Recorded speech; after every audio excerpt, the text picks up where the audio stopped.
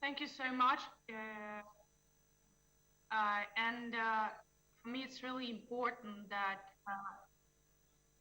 you dedicate so much attention to considering in your committee those crimes and those atrocities which has been committed in my country. Very hard to find the right and politically correct words these days for describing the atrocities committed against civilians by Russian forces nowadays in the 21st century as Ukraine. First of all, I'm the citizen of my country. I'm a mother, I'm a woman, and I'm a member of the government. And each and every part of me does not able to accept the level of severity and gravity and hatred built on our territory. Every day, there are more and more horrifying details from the victims of torture, mass killing, mass graves, gender-based violence, including rape, sexual assault, and sexual exploitation, including brutal acts committed in front of the children and against our children. These details have revealed the true face of the Russian army in the world, of each and every Russian soldier, not of the Putin, not of the Kremlin, but of each of the soldiers who committed a crime on our territory. All of these are the atrocities are different to comprehend.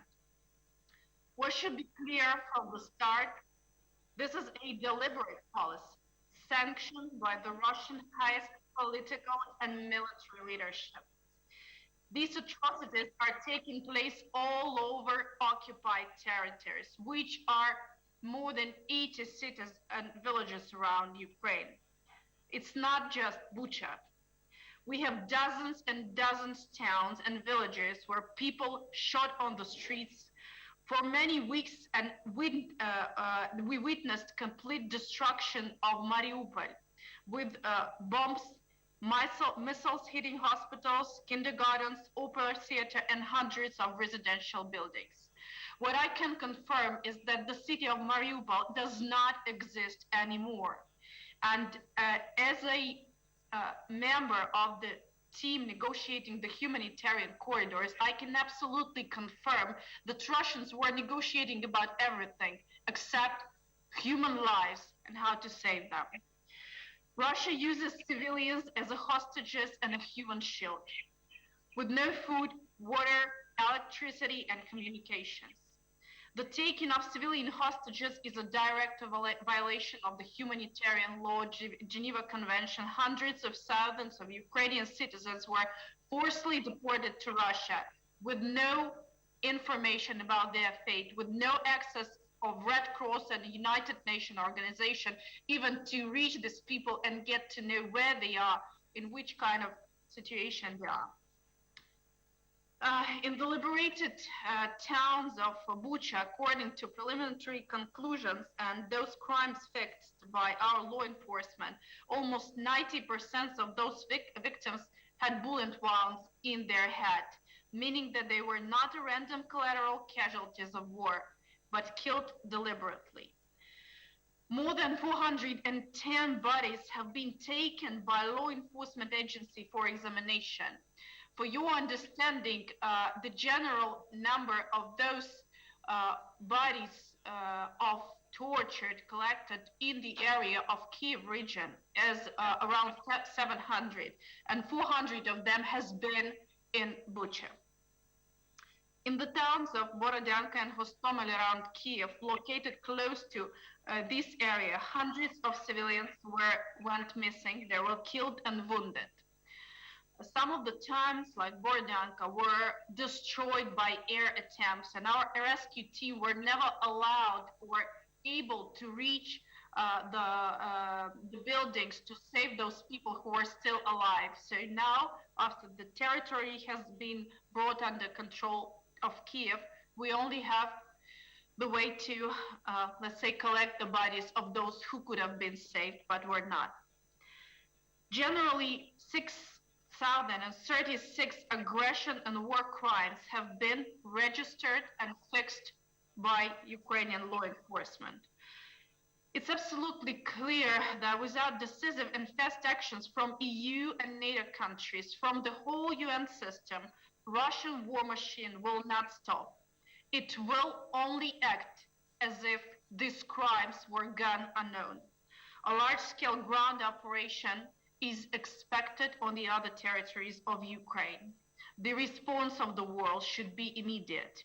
Nowadays, in those areas, the UN mission, the Red Cross missions are working. All of these crimes are fixed. But what is more important is not only to fix this crime, but show no tolerance to these wars of aggression and this inhumane crimes from the political leadership of the countries.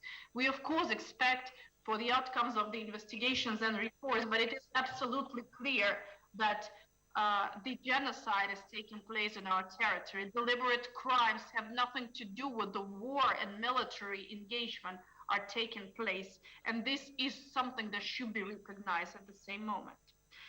Russia is also regularly trying to shift responsibility for its war crimes, delivering fake stories and false allegations. In that regard, I want to bring us all back to 2014 and restore in our memory the reveal of this hybrid informational warfare, that because the more severe and aggressive crimes are taken by Russian army, the more fake news we have in that regard.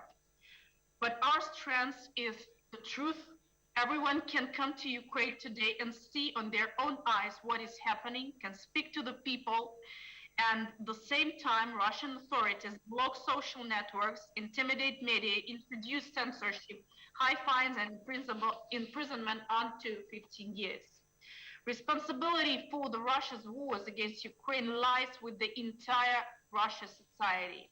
Not only President Putin and his proxies, Russian soldiers murder Ukrainian citizens. Russian journalists make propaganda, and Russian officials and enterprises work to support Russian terrorist decisions. Russian leadership does not heed their true intention concerning Ukraine and other European countries beyond the Ukrainian borders. You just need to listen, watch Russian talk shows filled with the hatred and openly discussing elimination of Ukrainian people and attacks on Poland, Baltic states, and all other of those who will not be in a position to be quiet and proceed with the rhetorics of non-willingness to irritate Russia. Those nations who stand for their independence and democracy.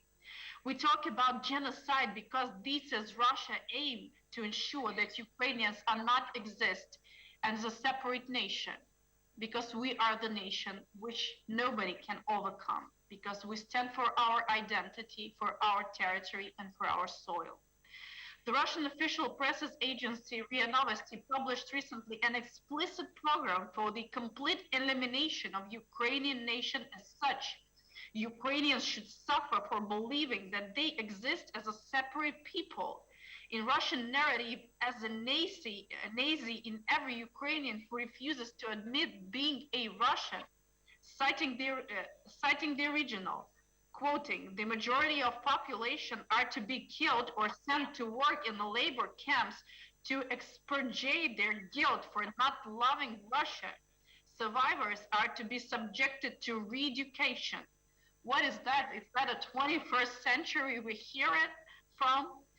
And after presenting this general context, I'd like to focus specifically on the new reality which has been revealed, is the sexual violence. The genocidal intent behind these horrible cases of rapes and sexual violence is not only to prevent births within the group and inflict such injuries that would make a woman suffer, but also to humiliate a group through a sexual violence in a way that fragments into its elimination. Most of the rapes were done in face witnessed by members of family or even children of those who was raped. Children were raped in the front of their tightened parents. Every hour we receive information about new cases of sexual-based violence committed by Russian army. This information is got from the liberated territories and those people who survived or managed to evacuate it from the territories occupied. Women, elderly, and even children were raped. Children were raped in front of their own mothers or vice versa. Few shocking examples. A girl, which has been only 14 years old, was raped by 5 Russian soldiers. She's now pregnant. A boy who is 11 years old was raped in front of his mother, who was tied to the chair. A young woman, 20 years old, was raped in all possible ways by 3 Russian soldiers. I understand that this sounds absolutely shocking and unbelievable. I myself would not be able to imagine myself in a position to even know these facts 48 days ago. But unfortunately, this is the truth we know. This is the truth which is revealed. This is the truth which is a crime. This is how Russia would look like. Unfortunately also to us. And we have recordings of conversation between Russian soldiers and their wives, fiancés, mothers, where they openly admit raping Ukrainian women. No condemnation. The relatives of the Russian soldiers receive huge packages of stolen goods from Ukraine and being happy with that. You cannot hide the truth, taking into account the scale of the war and the crimes committed. Currently, after the liberation of Kiev, all murdered women and girls are being examined for possible rape. More than 3,000 cases of rape have been known today only throughout the region of the liberated Kiev. And unfortunately, there will be more. It's not a common practice to witness, and those women are not very open to giving this information, but we're working on it. This civilized world has yet to see what the Russians have done to our people and to poorly occupied areas of Ukraine. I understand that in many nations, there's still a lot of sympathy and willingness to see the better side of the Russian Federation and its people. It is so. We're all biased, we all want it, and we still want to see the better side of this nation. But unfortunately, what we see is the worst that we could not even imagine 48 days ago. And today we are working with the international partners and non-governmental organizations to make sure that we have the effective algorithm to help and support all those survivors and victims. There is a need for medical, psychological, and legal assistance. This is the new challenge the whole world faces, and we need to stay united to address and to make sure that the destiny of each and every victim who faced severe crimes of aggression on her family or on her or himself is not left without support. We count on international support to bring Russia to justice for the war crimes committed on Ukrainian soil. Russian servicemen must be held accountable for their crimes. But right now, the genocide might be stopped. More severe sanctions against Russia and more weapons to Ukraine, so we can defend your people, our people, help those who are dying under the Russian daily attacks. Russia will not stop unless the world stop it. Let's do it together and make sure that the blood of those civilian people is stopped. Thank you so much.